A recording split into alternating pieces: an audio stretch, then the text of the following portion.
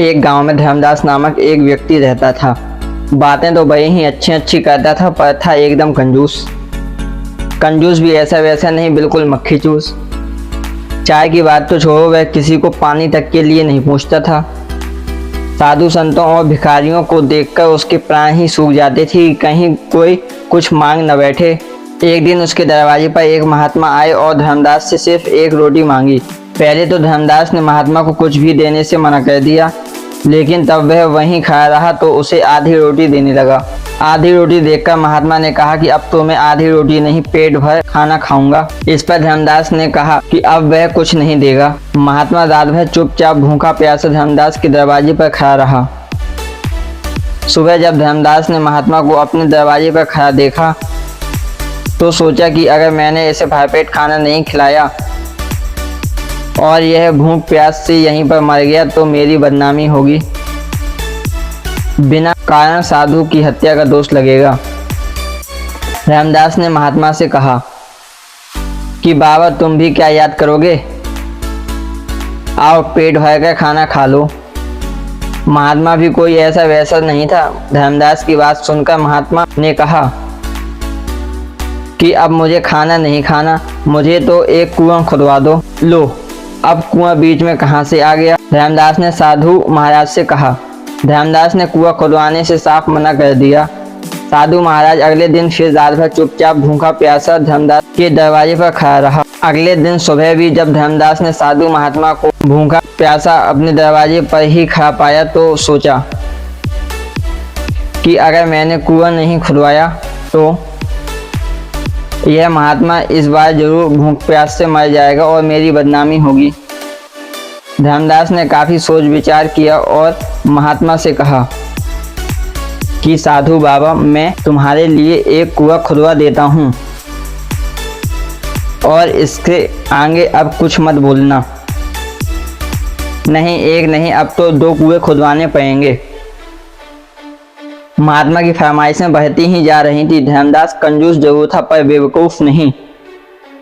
उसने सोचा कि अगर मैंने 2 कुएं खुदवाने से मना कर दिया तो यह 4 कुएं खुदवाने की बात करने लगेगा।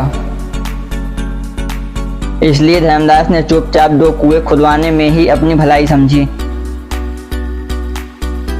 कुएं खुदकर तैयार हुए तो उनमें पानी भरने लगा। जब कुओं में पानी भर गया तो महात्मा ने धर्मदास से कहा, 2 कुओं में से एक कुआं मैं तुम्हें देता हूँ और एक अपने पास रख लेता हूँ।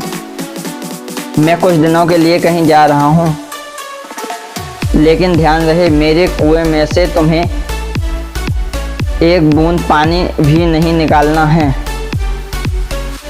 साथ ही अपने कुएं में से सब गांव वालों को रोज पानी निकालने देना है। मैं वापस आकर अपने कुएं से पानी पीकर प्यास बुझाऊंगा। धर्मदास ने महात्मा वाले कुएं के मुंह पर एक मजबूत ढक्कन लगवा दिया। सब गांव वाले रोज धर्मदास वाले कुएं से पानी भरने लगे।